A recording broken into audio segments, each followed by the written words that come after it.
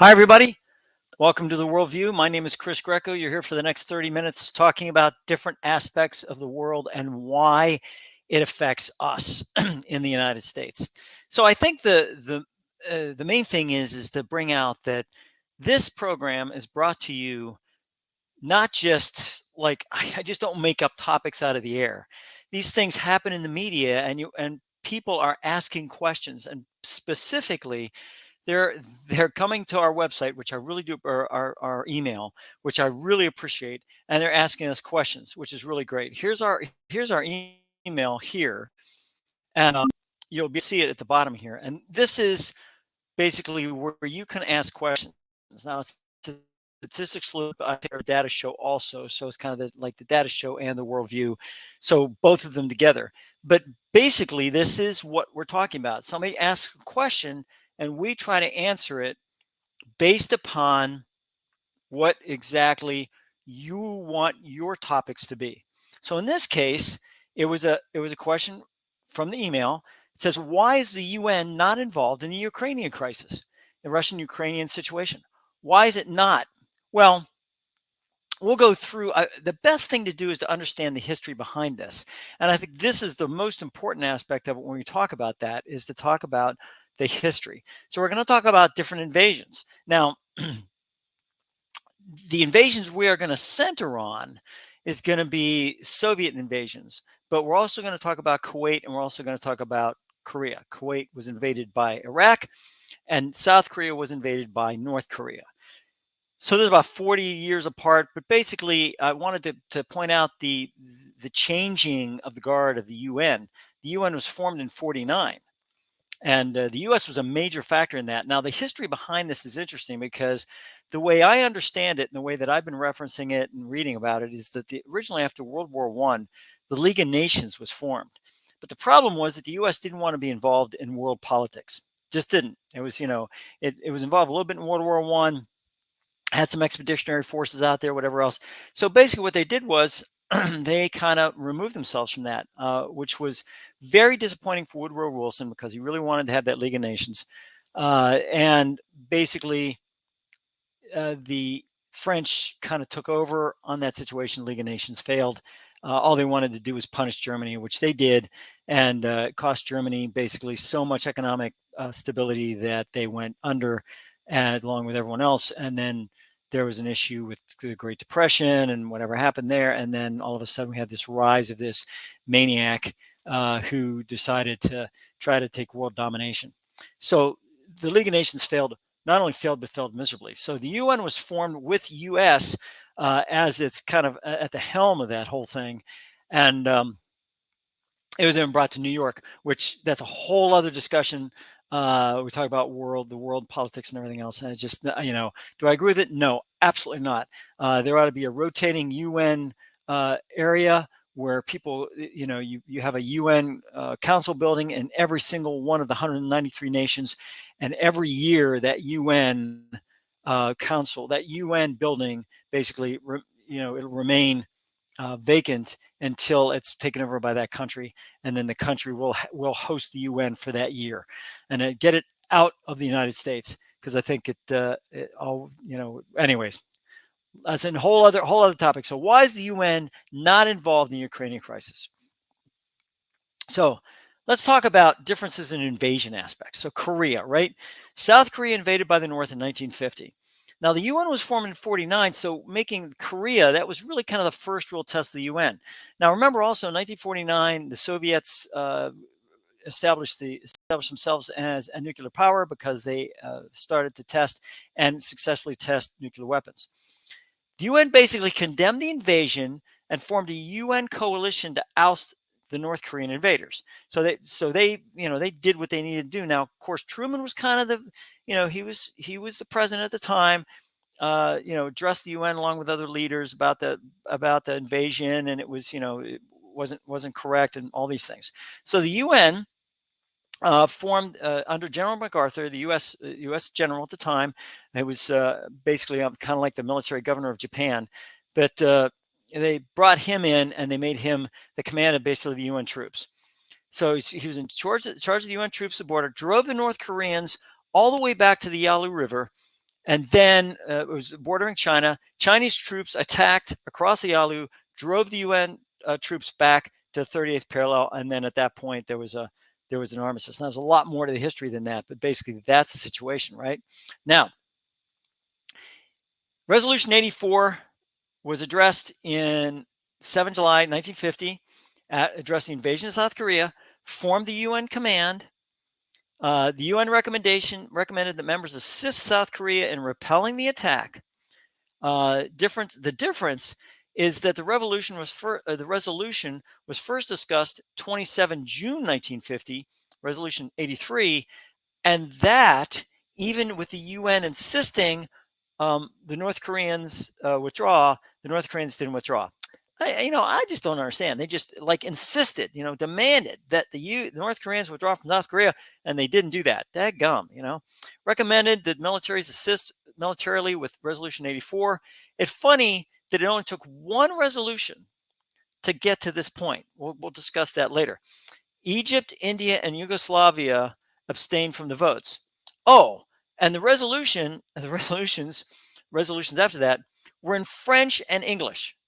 I just wanted to bring this out because of the absolute inanity of this whole thing is that, the French, for whatever reason, and I bring this out in my book, which will be released shortly on the French in the U.S., and I just do not understand how the French can sit back and say, I want all languages to be either in English and French, and that's it. I don't understand how they can do that. It's kind of like, well, the French are kind of in charge of continental Europe. And that's basically what was being said here, is that the French are in charge. They're the main country to deal with when we deal with continental Europe. And I think, I think countries in Europe really have a problem with this. I mean, they don't say anything because they don't want to, perturb the French.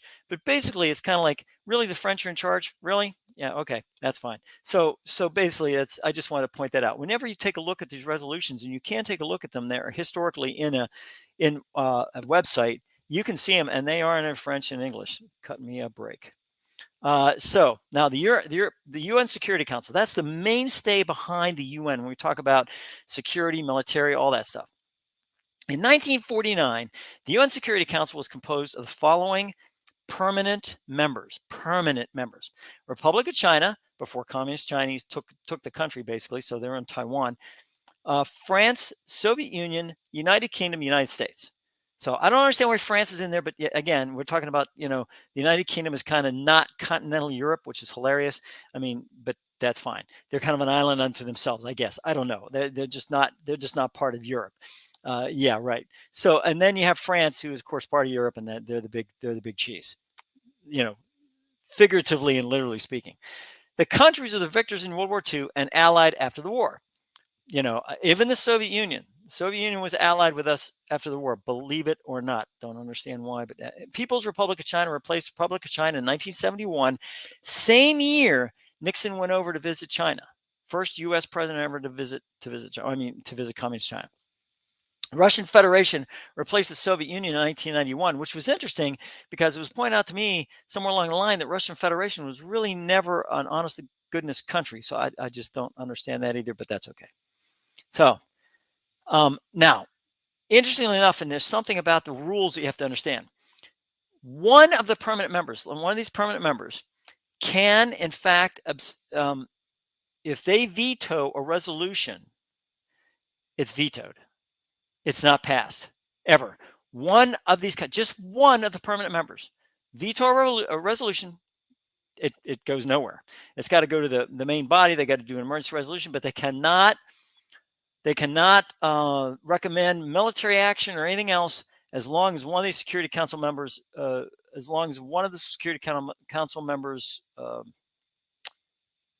they veto it. Interesting. They can abstain and resolution can go on, but they veto it, it's done. Interesting, right? So let's talk about Soviet invasion of 1956. We just talked about Korea. Let's talk about it. UN Resolution 120 addressed the November 1956 Soviet invasion of Hungary. Now, Hungary was trying to establish a more liberal democracy, right? But one of the tenets of that democracy, of that area, was to be neutral and not be part of the Warsaw Pact. Boom. Soviets entered by tanks in November of 1956. Bang. They're in there, because they've been invited by the government to be able to do that. The resolution to have them withdraw and whatever else was vetoed by the Soviet Union, and thereby the resolution was not passed, although an emergency session was called to no avail. I mean, it's just a bunch of words like we demand that you withdraw, whatever it is, the main body of the UN. I mean, I'm sorry, folks, it was useless. Useless resolution. It was all about documenting words, words, words. The summary of the resolution states that taking into account that because of the lack of unanimity among its permanent members, the Security Council has been unable to exercise its primary responsibility for the maintenance of international peace and security. You are going to see this phrase over and over and over again if it has to do with Soviet Union invading somebody. Really? You don't believe me? Okay, let's go to the next one. Soviet invasion of Czechoslovakia in 1968. In 1968, Czechoslovakia had a more liberal government, right?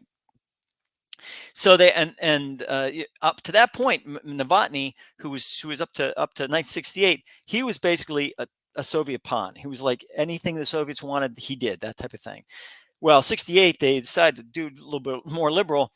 The Soviet Union stated it was invited into the country to restore order by the Czech government, right? And in one of the articles, it calls it words, words, words. I have references, by the way, the references in the last slide. Take a look at the references, lots and lots of references, but you can take a look at this thing. I did not just pull this stuff out of my butt. This is honest to goodness, no kidding. You can reference it and you can see the history of this whole thing. Battle continued by Czech representatives at the UN 4 days. 4 days. The Soviet Union invaded Czechoslovakia, and we had 4 days of debate in the UN. That's it. Resolution calling for withdrawing the troops was vetoed by both the Soviet Union and Hungary. Hungary was not a permanent member of the Security Council. It was a temporary member. Those things, permanent members are those five that I listed, whatever it was. The temporary members kind of go in and out. They rotate through. Issue was dropped. There was no emergency session of the UN. Remember in Hungary, they had an emergency session? Nope, those emergency session was dropped. 1968, done. This is the UN. This is, honest to goodness, the United Nations. This is what happens. A bunch of talk. Nothing else done. We used to call it NATO, no action, talk only. This is what they do. And it's really sad, and I'll get to more of it as time goes on. Soviet invasion of Afghanistan, 1979. UN Resolution 462 admitted, but was vetoed by, surprise, Soviet Union and East Germany, temporary member, right? So they're vetoed. Emergency session was announced, to which a resolution calling for the immediate withdrawal of Soviet Union from the country. Can you imagine that? And they did not withdraw. They demanded that the Soviet Union withdrew from Afghanistan. By gosh, they didn't withdraw. How can you imagine that? I cannot imagine the absolute temerity of these people, of the Soviet Union, saying, no, we're not going to withdraw. Even though you tell us to, nanny, nanny, boo, boo, we are going to stay in Afghanistan and we don't care what the UN says. A member of the permanent member of the Security Council saying, thumbing their nose basically at the UN. Even Iran was not happy with the invasion. They came on and said they weren't happy with the invasion. Of course, they have a go through a complete coup in 1979, 1980. So Resolution 462 does not even address the Afghanistan issue. Take a look at it. You can see the transcript or the gist of it. Just the inability of the Security Council to act in unanimity. Okay. Boom, pop up to 1990, right?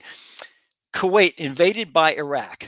UN condemned the invasion in Resolution 660. Now, very important to follow the numbers here. 660 demanded that UN withdraw immediately, right? Included sanctions against Iraq.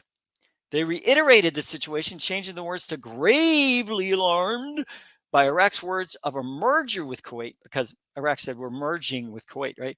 662. It took until Resolution 670 to tell member nations to hold ships of Iraq registry at their respective ports. So, there's sanctions. It took until Resolution 677 to finally take action. U.S. starts a coalition. We start to drive them out of drive Iraq out of Kuwait. So, I mean, look, 660, 677, bunch of talk. Let's talk again. Let's do another resolution. Yeah, that's what it's all about. So, UN Security Council today. US, UK, Russia, China, France, all main members, permanent members. US, UK, Russia, China, France, right? Other members, non-permanent, and they rotate through.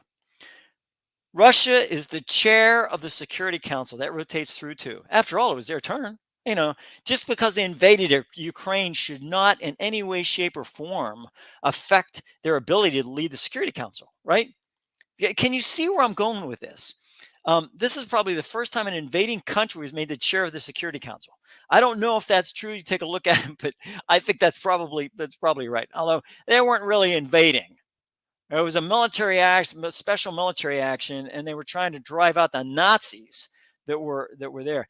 Interestingly enough, and to get off of this just for a second, I know Zelensky went and the president of Ukraine went over to the G7 summit over in Japan and met with G7 summit, and then he went to the Arab League. Now think about this for a second. He went to the Arab League. Now, first of all, it takes a lot of courage to go there. I mean, the Zelensky has talked of himself as being Jewish. He is probably the first Jewish person ever to go to the Arab League. Now, why did the Arab League allow him to do that? So here's my take on that, and you guys can take it and you can run with it. You can say, Chris, you're full of crap, which you probably say every week anyways, which is fine with me. It's all my opinion. Is they were trying to bring all the Arab countries together. What better way to do it than to bring in their common enemy, which is Israel, right? In the form of Zelensky, who's a Jew. So why not? I mean, he says a Jew. So basically, you bring in a Jewish person whom, the Arab League is not really the best of friends, right? Especially someone like Syria, who was invited and hugged and whatever else during this thing. So I think Zelensky he had good intention. He wanted to go and he wanted to address the situation of his country. But I think the Arab League just basically said, let's bring him in, because if nothing else, he'll certainly bind us together by bringing up again this common enemy type thing that's going on right there. And also, you got to understand, Saudi Arabia and Iran are now buddies, right? They're now changing diplomatic aspects and everything else. So again, this is all my opinion. I was an intelligence officer. You take a look at these things in some weird prism aspects, but I'm just saying that. So anyways, you have all these permanent members. Russia chair, their chair. How many votes did it take to pass a resolution? All permanent members must either vote yes or abstain to pass the resolution. They have to. If one permanent member vetoes, the resolution will not pass. Other than that, 9 votes total needed to pass, given that the permanent members either yes or abstain. So guess who would veto every resolution about Russia invading? Which is absolutely true. Absolutely true. You can go back. That's why I was presenting you with evidence. 1956, 1968, 1979. I mean, everything that they've invaded, they sat back and said, hey, it's perfectly okay. We veto it. We're done. So what does the UN do in this case? Nothing, nothing, nothing. Nothing but words, nothing but words, nothing but words. They sit back. Now, does the UN do anything good? Of course they do. United Nations Children's Fund, UNESCO, things on a humanitarian basis, I think the UN does great. It's the military aspect. The problem is you can't go in and do humanitarian stuff when the world is when 2 countries are at war with each other. That's a real problem. So it's the idea that they try to get goods in there. UN tries to get humanitarian aid, but you can't do anything humanitarian while bombs are being dropped. It's a real issue. So you have to throw out the invading person or persons, and then develop some type of border area where you have an armistice, and then nobody crosses that armistice. And unfortunately, the UN can't do it because you got a member of the Security Council says nope, can't do it. So the UN, I'm sorry, is absolutely useless from the military standpoint. Useless. They being hamstrung by archaic voting procedures. It means any Security Council member, any permanent Security Council, Russia, China included, could invade another country and veto the resolution that would allow military intervention to get them out. You don't think that China's thinking this through as they're going through the situation with Taiwan? I mean, they're looking at the UN and their absolute powerless situation that they're happening right now with the world, and they're sitting back and they're they're figuring it out. They're figuring it out. They're looking at Russia. They're saying, "Gee, UN is doing nothing against Russia." Yes, sanctions, sanctions, sanctions. I heard it all before. But China's sitting there with the Shanghai Cooperation Organization, and they're providing stuff to Russia. And you can sit back and you can say, no, they aren't. Yes, they are. And if they're not, the countries that belong to the SCO are. So, I mean, they can sit back and talk about sanctions all you want, but the bottom line is that's what's happening. And that's why there's a big difference between invasions of the past and invasions of the present. So, recommendations. These are my recommendations. Take them or toss them. I don't care. The idea is that if a permanent member of the UN Security Council invades another country, they are no longer a member of the UN at all until they withdraw from that invading country at all. They are removed from UN roles until they establish themselves as part of a peaceful world. You can't come back in. Sorry, it just doesn't work. And a lot of people sit there and say, "Well, there's a lot of invasions going on." Exactly right. You remove them from UN auspices.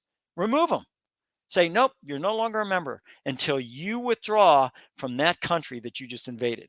And there's like you say, there's a lot of invasions going on. They're no longer voting members of the UN or the UN Security Council. They can submit materials for debate and they can state their case. They can do those things. They can even come in and address the UN. Like the person from Sweden, the young lady from Sweden did. I mean, they can invite people to address the UN. But I mean, the bottom line is that they can no longer vote, period. They're removed from the permanent membership, removed. And people sit back and they go, geez, this could cause a real problem with the UN. Really? Really? So you'd rather have what? Hundreds of thousands of people dead rather than somehow upsetting the United Nations? Yeah, that's great. The United Nations completely unnecessary for the purpose of military intervention. They're useless. Useless. They need to go away. We are, we have 193 countries that we're hosting in the United States. We're paying for whatever that their housing or whatever it is that they get. I mean, this is getting a little bit ridiculous. So I think they need to put rules in there that state, look, if you're going to have an issue with this, we have ethics, you have UN ethics committee or whatever it is, and throw them out until they can establish themselves as part of a peaceful world, and then you can bring them back in. Now, would the United States be part of? Absolutely. If the United States invades another country or does whatever, then they should be thrown out of the UN. Thrown out of the UN. But this is where it's interesting. The UN is in the United States. So, I mean, this is why they're rotating thing. Get the UN headquarters in different countries. Put one in Europe. Put one in Asia. Put one in different areas. And have the UN meet at those areas. Sick and tired of them meeting in New York City. Let them meet other places. And everyone says, "Oh, that's going to be so hard to do." Yeah, if you don't do it, if you don't even get started, it's really difficult. So it's just my humble opinion on this whole thing, folks. It's after doing this research and doing whatever, it's really, really sad. These are the references for this half-hour program. This is what I looked at. And there's a lot of things. Now, there's some Wikipedia stuff here. I get it. But there's also UN documents. Resolution 660, Resolution 678, military history, digital UN library, which is actually fantastic. Resolution 84. Then you have UN.org, resolutions adopted in 1980. If you go to this UN.org, you can actually go right here and you can see some of the can I? Yeah. So, I mean, you can see the adopted UN Security Council stuff. I just hit on it there. So this is the Security Council in 1980, right? You can have it by year. So, I mean, I think if I change this to, let's say, 65, yeah, here it is. So I can change any year I want, and I go right to it. 65. So you sit back and you go, gee, Chris, what about geez. You could sit there and so 1956, I talked about Hungary, right? So this is, Here it is. The situation in Hungary, 120. So you can actually click on that and it'll take you to it in the different languages. You can go to English and it comes up and it'll actually show you that. There it is. Boom. And it'll show you that. So this is, of course, it's in French, like I said. Considering the grave situation being created by the Soviet military forces, taking into account, this is the normal phrase, that because of lack of unanimity among its permanent members, the Security Council has been unable to exercise its primary responsibility for the maintenance of international peace and security, declares to call an emergency special session at the General Assembly. In General Assembly Resolution 377A of 3 November 1950, in order to make appropriate recommendations concerning the situation in Hungary, which basically means that they are going to say, we want you people to withdraw. We want the Soviet Union to withdraw. I want you all to withdraw, and everyone becomes peaceful again, and we shake hands, and life is good. So that's basically references, and I'm hoping that you'll go to some of these references and take a look at it, because it really, really is so many things that, I mean, there's so many resolutions, and there's so many things that happen in the world. And I get it. 193 countries or whatever amount of countries we're talking about, a lot of issues between these countries, and they take them up with the UN, and the UN kind of says, yeah, we agree, and that's pretty much about it. So it's sad, UN peacekeeping forces, I get all that stuff, but it's the UN to me is not doing what it's supposed to be doing. And in the meantime, Ukraine and Russian military and Ukrainian military are killing each other, for the sake of territory. And Russia's saying it's theirs, Ukraine is saying it's theirs. It actually is theirs. So you have that situation that's happening over and over again. So I mean, I hate to bring up, this is a very sad situation here, actually, but if you have any issues, or you have any, anything you want to bring up, any questions, because that's exactly what happened with this one, is that you had somebody had a question, and we answered it, and we went through that. So I think that's important from that standpoint, right? So I'm going to go ahead and close it out for today for the worldview. I just wanted to point out that anything that I say on this show is my opinion, and it's my opinion only. I do not, other than the facts that I present, and those are facts. So you have to understand that the worldview is just that. You have to take into consideration the organizations that try to envelop the world, and how difficult it is to try to get a bunch of countries together, different cultures, different languages, different locations, different climates, different everything, and try to get them to mold themselves into one unit. And that's where, I'm sorry, but the UN is just not a part of UNIT, right? It's UNIT, and it's not unit. So it's that's where you have the problem. So on that note, thanks a lot for watching. I appreciate you listening to my diatribe for 30 minutes. Any questions? I gave you the email. Please let me know what you think. Thanks again, and always try to have a worldview.